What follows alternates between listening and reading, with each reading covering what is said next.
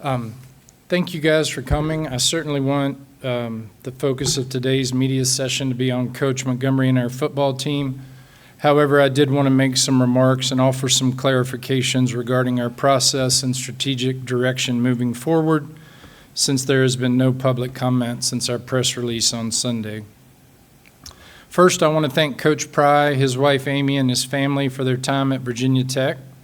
He was a pleasure to work with. He cared about this place deeply. He represented Virginia Tech with class and improved our recruiting efforts in Virginia and regionally, like he said he would when he arrived.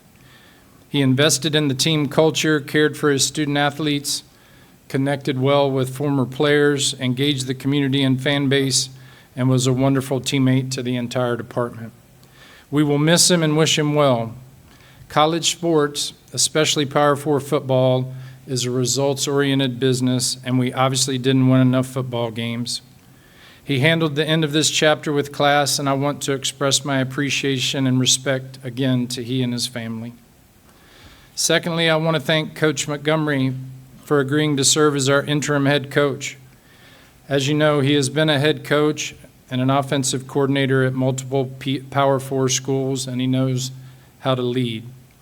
As you can imagine, it's a tough situation for him when the head coach who hired you is dismissed and you're processing the disappointment of that and an uncertain future ahead. And within a matter of an hour, he's then tasked with leading the program, speaking to the team, keeping this group together for the remainder of the season, and now too doing weekly media sessions with you guys. He will have our full support, as will his family, and I wanted to express my appreciation and gratitude to him as well. I want to also thank our assistant coaches and football support staff for their continued work and professionalism during these difficult times. I certainly empathize with what they and their families are going through, and I look forward to visiting with them again tomorrow morning. And I especially want to acknowledge our student athletes for their resilience and commitment to each other. It's been a tough start to the season for them, and this week has been disruptive, difficult, and confusing to them too. I encourage them to continue sticking together and taking pride in their performance. Sports teaches life lessons, and sometimes those lessons can be hard. They're resilient, however, and they are Hokies. I'm confident they will be ready to play and compete versus Wofford, and Hokie Nation will be rooting hard for them this Saturday. I also wanted to offer some clarification and relative transparency on our search process, which is in its preliminary stages. We will have a search committee with some internal staff support behind it. The committee will include members with extensive football experience and insight, board of visitors and campus representation, and executive leaders. As the AD, I will support and advise the committee during the process.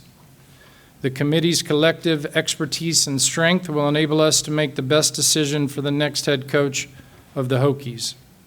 This will be a collaborative decision, and the committee voices will carry tremendous weight. We are confident our committee will make an outstanding selection, will be aligned with our Board of Visitors and campus leadership, and certainly alignment within our committee when identifying our next head coach. As far as the future strategic direction of our department, I want to point back to Dr. Sands' quote from the Sunday press release. Was in the release. The Board of Visitors and I are working closely with AD Whit Babcock to develop a financial, organizational, and leadership plan that will rapidly position the Virginia Tech football program to be competitive with the best in the ACC. The new framework for college sports will be fully established for next season, so this is the time to make a major move, end quote. I want to thank Dr. Sands, Amy Sebring and her team on campus, Brandon Hall, Ryan McCarthy, and Jay Pearson for the work they have put into a proposed plan to be reviewed by the board in the coming weeks, resulting from the presentation they received during the board retreat last month. Due to that timing, the work ongoing, and respecting the chain of command, I will not address any questions today after my remarks. That announcement will and should come from the president and board when appropriate. With additional financial support and new resources available to increase traditional and creative athletics revenue generation, I am confident you will soon see a modernized structure built for success in this rapidly changing environment of college athletics. More in line with a professional football type organizational structure on the football side of things, and from an athletic department standpoint, a structure and organization more in line with corporate business. It has become a $150 to $200 million annual enterprise after all. I and we will improve, evolve, and adapt to this new landscape successfully. I'm excited for this new era and the forthcoming initiatives and opportunities planned. We truly can make a major move, as Dr. Sands referenced. And finally, I want to acknowledge our fans, donors, and alumni. They have been absolutely amazing, and they are second to none. They have been doing their part and then some to will us to victories and success. And I sincerely apologize that we haven't stepped up yet and returned the favor with results on the field. The paradigm of the college football landscape has obviously changed, and we are better positioning ourselves for success to be ahead of the curve rather than chasing behind it. It's up to us to do our part as an administration and an athletic department to aggressively adapt, modernize, and invest to win strategically, and to reward this fan base in a manner that they deserve, expect, and demand, and we will do that. Thank you, and thank you, Hokie Nation. Please welcome the interim head coach of the Hokies, Mr. Phillip Montgomery. Thank you.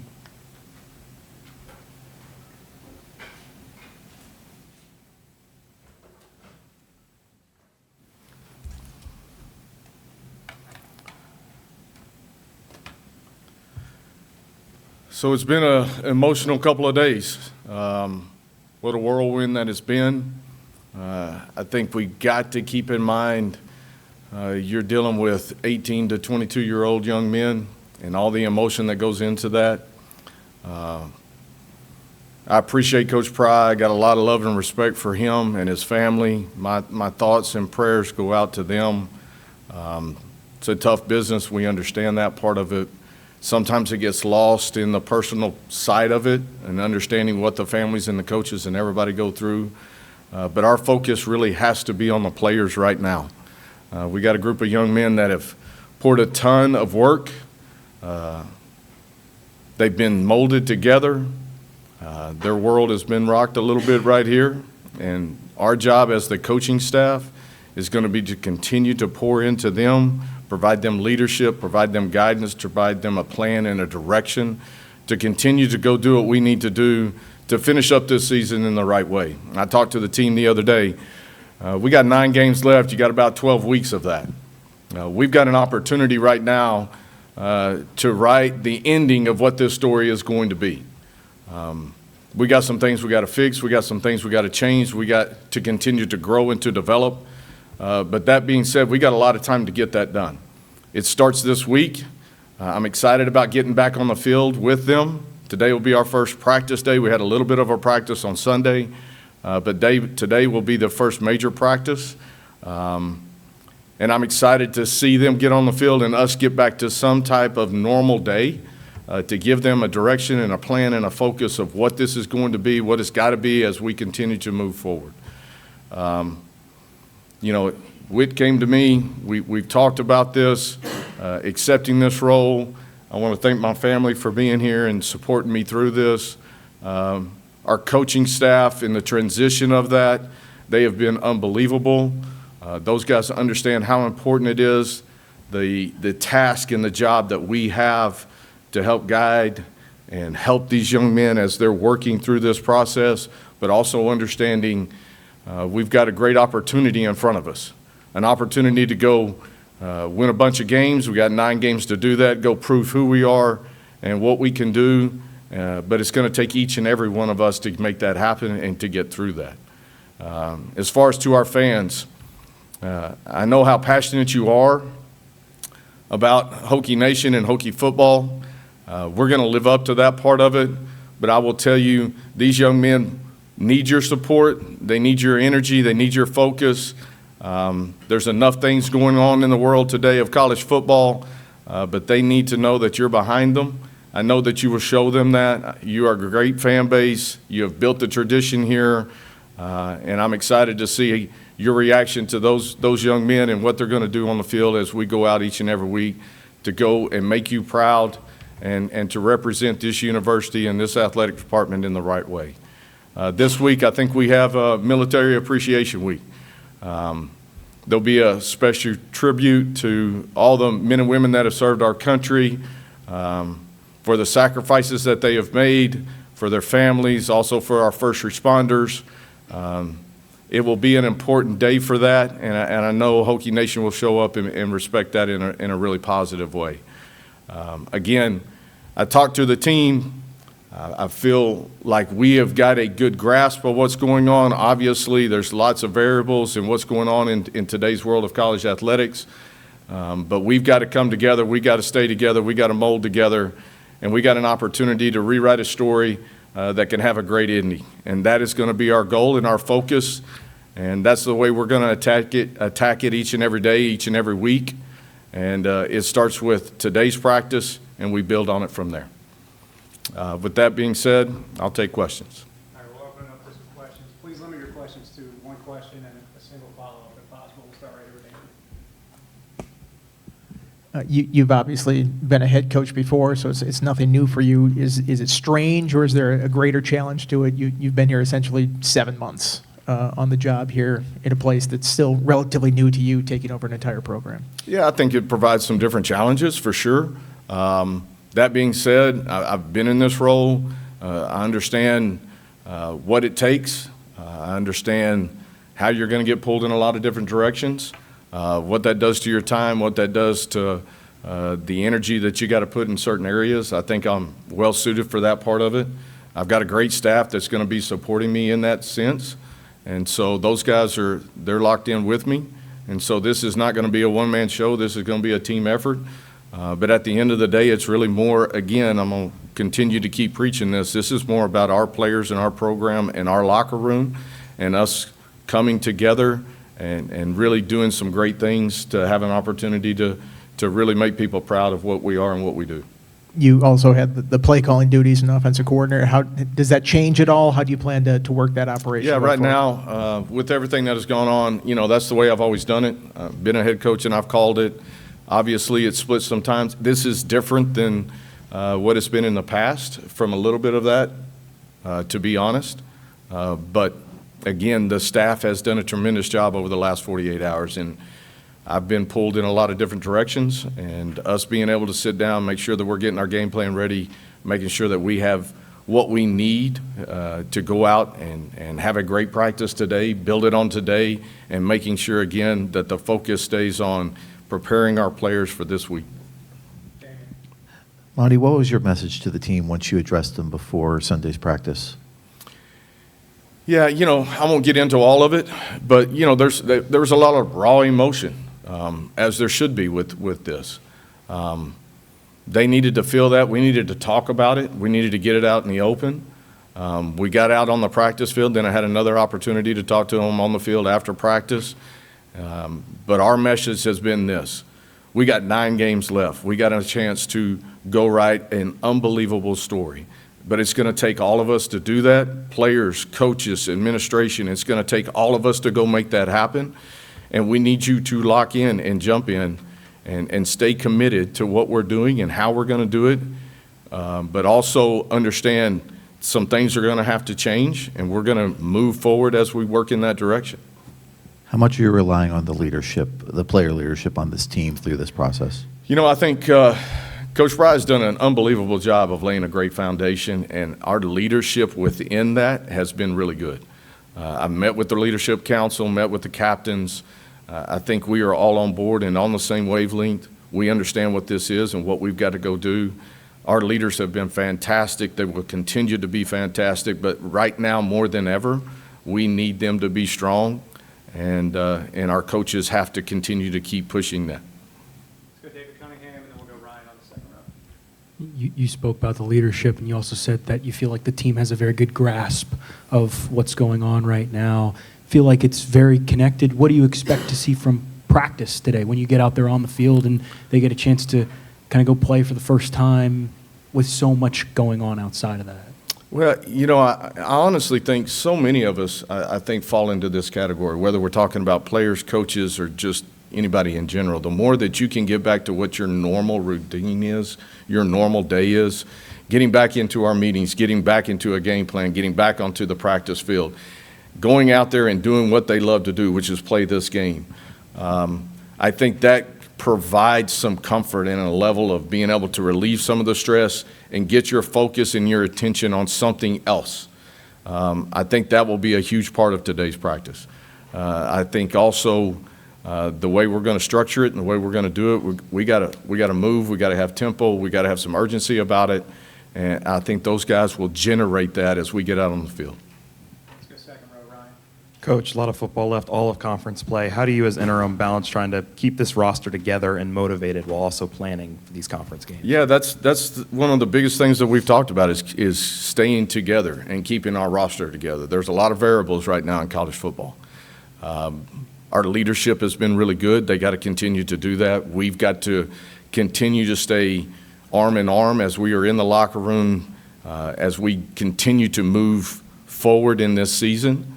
To your point, we've got this week, and then we start conference play. And so we've got a lot of football left. We've got a lot of opportunities. Again, I'm going to say it, to rewrite this story. And they have the opportunity to set their legacy of what this year is really about and what it means. And Kyron has had his struggles this season, as has the offense. Has there been any thought of seeing and evaluating what Pop or Dylan could do at the quarterback position? To your point, maybe we haven't lived up to some of the expectations offensively. We've got to grow as a group. In my opinion, that doesn't fall on one person. We've got to do it collectively as a group. We've got to continue to keep growing as an offense. We've got to continue to keep growing as a defense, and we've got to continue to keep growing as a football team. That's got to be our focus. We got to get some guys back healthy. That's going to help in some areas.